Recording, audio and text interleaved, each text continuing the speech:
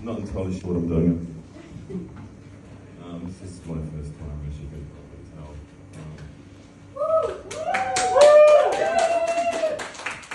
Yeah. I didn't even watch the first half. I mean, I'm not a joke. Not that I think any of the other acts are either. I mean, I'm more of a sit-down comedian than a stand-up comedian because I'm just not funny enough to do stand-up. Most of the really funny people I know, they tell me they don't want to do or they don't feel the need to do stand-up comedy. So maybe I should just hang out with them or not do stand-up comedy, and maybe I'd become a bit funnier and then I can come back in a few years and I would actually be funny, but you'll have to put up with me for now.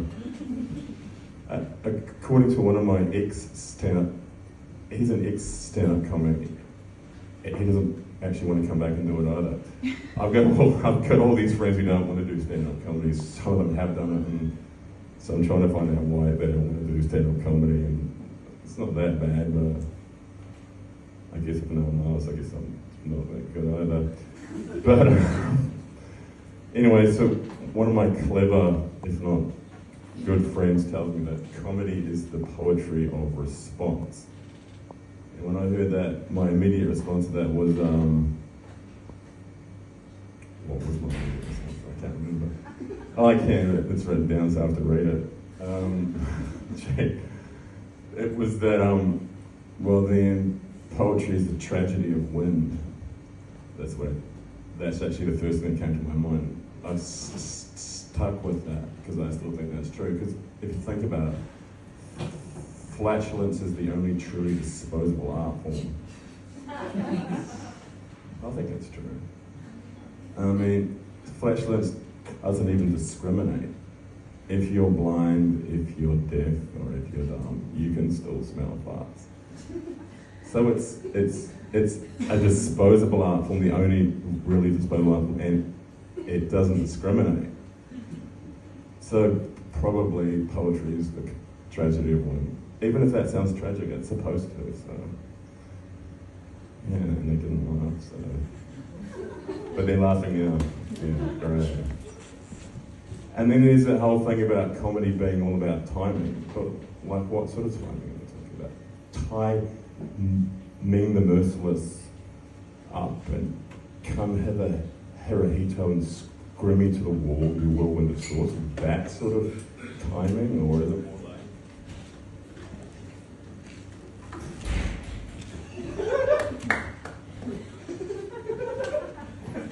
Well, better. You have entered the twilight zone.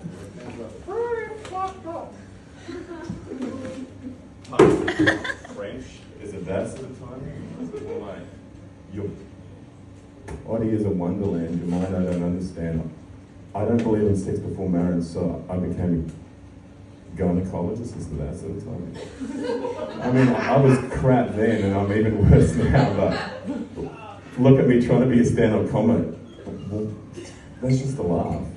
I mean, I'm obviously not a stand-up comic. I've been sitting down the entire time and I'm not planning on standing up again because I've already done the part with the bucket.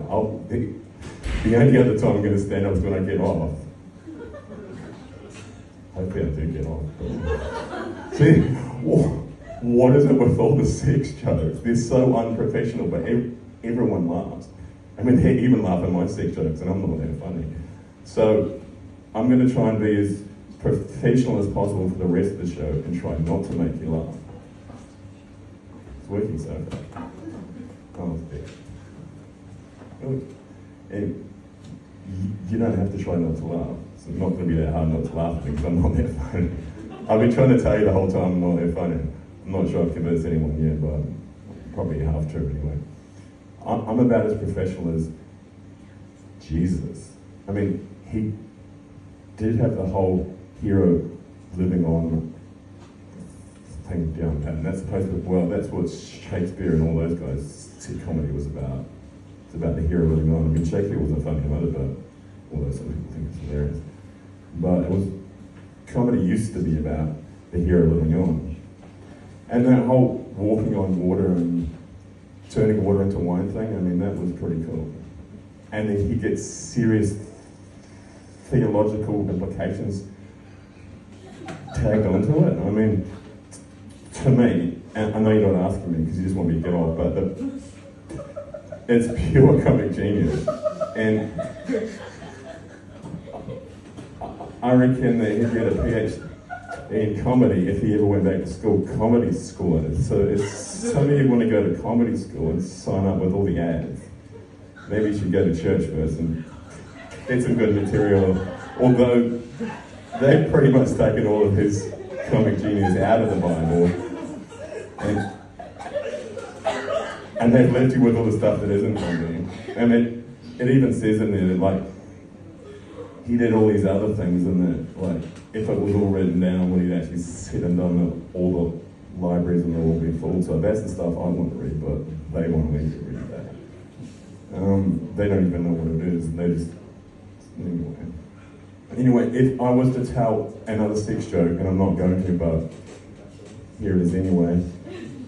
In the USA, apparently every two-term president gets a library dedicated to memory. So apparently, Mr. Trump is going to be the first president in U.S. history to have a porn section in his library. Now, I'm not entirely sure that's true, but if I was in that library, I'd be in there going like, "Show us your reference section." You know, that wasn't funny either. But Mr. Trump having a porn section, I don't think that would be funny, but a lot of people think it will be. And I'm not entirely sure if it's true, but I wouldn't put it past him. Like I said, I don't have any idea what I'm doing up here. I just hung up for this few weeks and I thought it was a good idea, because I do have some comedy videos, but doing comedy videos is not the same as doing stand-up comedy. You gotta, believe me, it's a lot different. But what I want to know for now is, why am I asking questions? I've started talking to myself again, but I only ask myself questions. So I'm asking you, what should I ask? More of what? How much time do I have? See, I've got like 3 more minutes of material. You've been a terrible audience. Thank you very much.